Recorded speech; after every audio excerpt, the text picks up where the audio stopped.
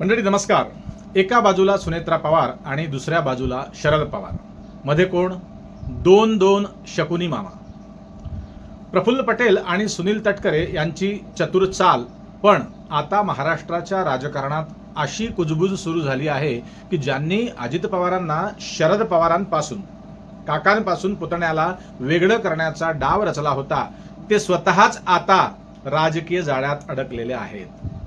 कारण बाहेरून संघर्ष दिसत असला तरी आतून मात्र पवार परिवाराचा खेळ काही वेगळाच सुरू आहे. आपण कालही त्यावर व्हिडिओ केलेला आहे.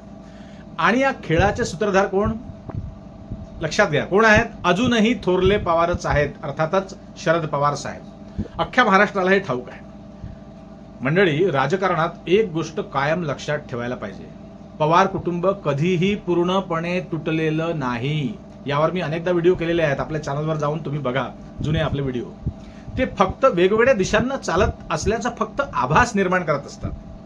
तू मारल्यासारखं कर आणि मी रडल्यासारखा करतो, असा पूर्वनियोजित खेळ त्यांचा असतो की काय, असं अनेकदा महाराष्ट्राला जाणवतं. आज राष्ट्रवादी काँग्रेसमध्ये जे काही सुरू आहे त्यामागे देखील हाच मोठा राजकीय डाव असल्याची चर्चा आता हल्ली महाराष्ट्रात रंगलेली आहे.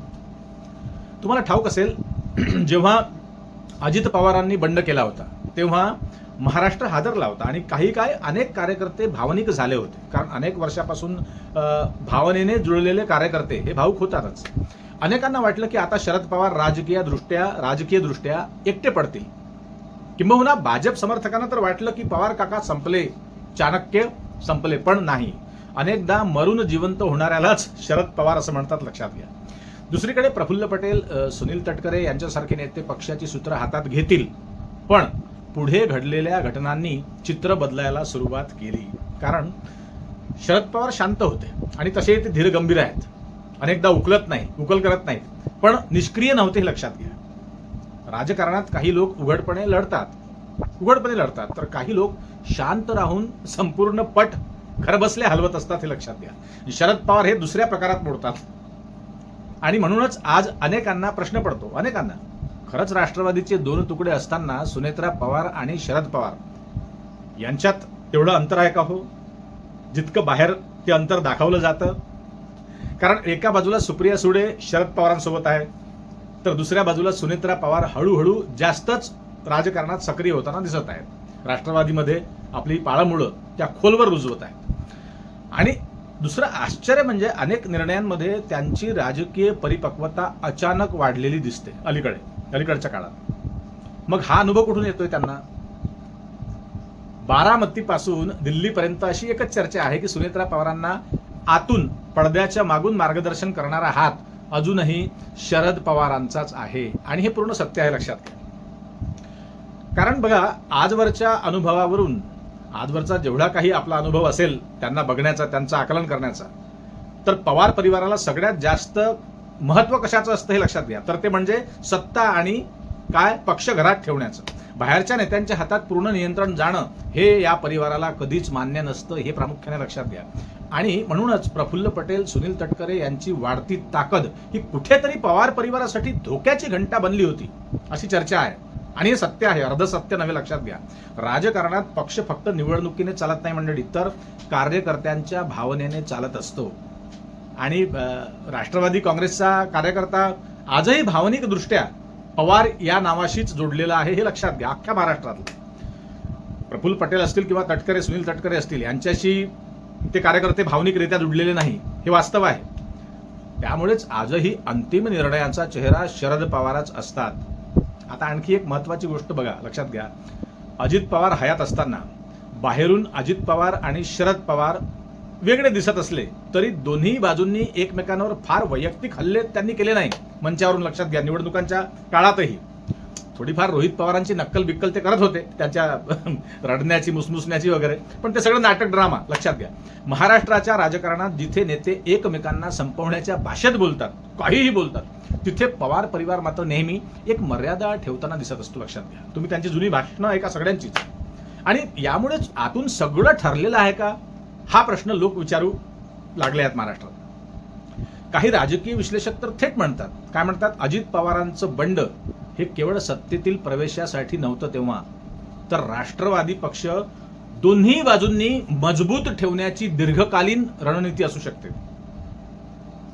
एक बाजू सत्तेत, दुसरी बाजू सहानुभूतीत, लक्षात घ्या. आणि योग्य वेळ आली की पुन्हा एकत्र येण्याचा मार्ग दोघांनाही खुला. आप देखते रहो, आप सुनते रहो. कारण भाजपलाही हे माहीत आहे, पवार परिवार पूर्णपणे कधीच कुणाच्या नियंत्रणात राहत नाही. हे मुख्यमंत्री साहेबांना देखील पक्क ठाऊक आहे, लक्षात घ्या. ते स्वतःचा स्वतंत्र खेळ खेळतातच. आणि म्हणूनच भाजपमध्येही काही लोक सुनेत्रा पवारांबद्दल पूर्ण विश्वासाने बोलताना दिसत नाही. त्यांना माहिती आहे अनुभव कुठून येतोय.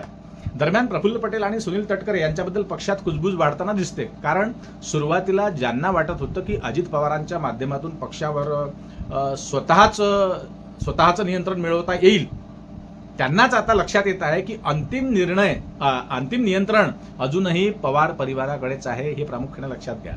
विशेषतः सुनेत्रा पवारांचा हा वाढता हस्तक्षेप बघता लक्षात घ्या. बारामतीमधील हालचाली किंवा कार्यकर्त्यांशी त्यांचा संपर्क आणि काही नेत्यांना दिलं जाणारं महत्त्व, या सगळ्यांमुळे अनेकांना संकेत मिळत आहेत की पुढच्या काळात राष्ट्रवादी काँग्रेस पुन्हा पवार केंद्रित होणार आहे. हे लक्षात घ्या. शेवटी मास्टर माइंड शरद पवारच असतील, हे प्रामुख्याने लक्षात घ्या व्हिडिओच्या शेवटी. आणि इथेच सर्वात मोठा प्रश्न निर्माण होतो, विलिनीकरण. आता विलिनीकरण होणार का? राजकारणात बघा, कुणीही कुणाचे कायमस्वरूपी शत्रू नसतात. हे शरद पवारच अनेकदा बोलून गेलेले आहेत, लक्षात घ्या. अनेक वेळा त्यांनी सिद्धही केलं आहे. त्यामुळे थोरले पवार हयात असताना राष्ट्रवादीच्या दोन्ही गटाचं एकत्र येणं अशक्य नाही. उलट योग्य वेळ आली, राजकीय परिस्थिती बदलली, भाजपची गरज संपली, तर एक मोठा राजकीय धक्का महाराष्ट्राला पुन्हा बघायला मिळेल, आश्चर्याचा. कारण भावना वेगळ्या असल्या, भाषणं वेगळी असली तरी रक्ताचं नातं आणि सत्तेचं गणित या दोन्ही गोष्टी पवार परिवाराला एकत्र बांधून ठेवतात, लक्षात घ्या. हे वाक्य तुम्ही नीट ध्यानात ठेवा. आणि म्हणूनच आज महाराष्ट्रात एक चर्चा जोरात सुरू आहे. राष्ट्रवादी काँग्रेसमध्ये दिसतंय तेवढंच सत्य नाही, खरा खेळ अजूनही पडद्यामागे सुरू आहे. आणि जर हा अंदाज खरा ठरला तर प्रफुल्ल पटेल आणि सुनील तटकरे यांनी आखलेली सगळी रणनीती उलटी पडू शकते. कारण शेवटी पक्ष कोणाचा निर्णय, कोणाचा आणि अंतिम शिक्का कोणाचा वगैरे, तर उत्तर एकच येतं, पवार परिवाराचं. आणि तुम्हाला ठाऊक असेल ना, अनेक वर्ष झाली, याचं फाउंडेशन 50 वर्षापूर्वीच शरद पवारांनी मजबूत करून ठेवलं आहे परिवाराचं. आणि म्हणूनच जे पेरलं तेच उगवणार. राष्ट्रवादी संपणार नाही आणि पवार परिवार देखील राजकारणातून कधीच हद्दपार होणार नाही, हे प्रामुख्याने लक्षात घ्या. असं मित्र हो, तुम्हाला काय वाटतं कमेंटमध्ये नक्की सांगा. आपल्या चॅनलवर नवीन असाल तर सबस्क्राईब करा, लाईक करा. तुर्तास थांबतो. आणि हो, खाली जॉईन बटन दाबून आपल्या चॅनलला आर्थिक सहकार्य करण्याची ही अपील तुम्हाला करतो आहे, ती नम्र विनंती. बघा, वाटलं तर, इच्छा झाली तर अवश्य सहकार्य करा. पुन्हा भेटूच नवीन विषयावर बोलण्यासाठी, नव्या दिवशी नव्या दमानं. तोपर्यंत नमस्कार. जय हिंद, जय महाराष्ट्र.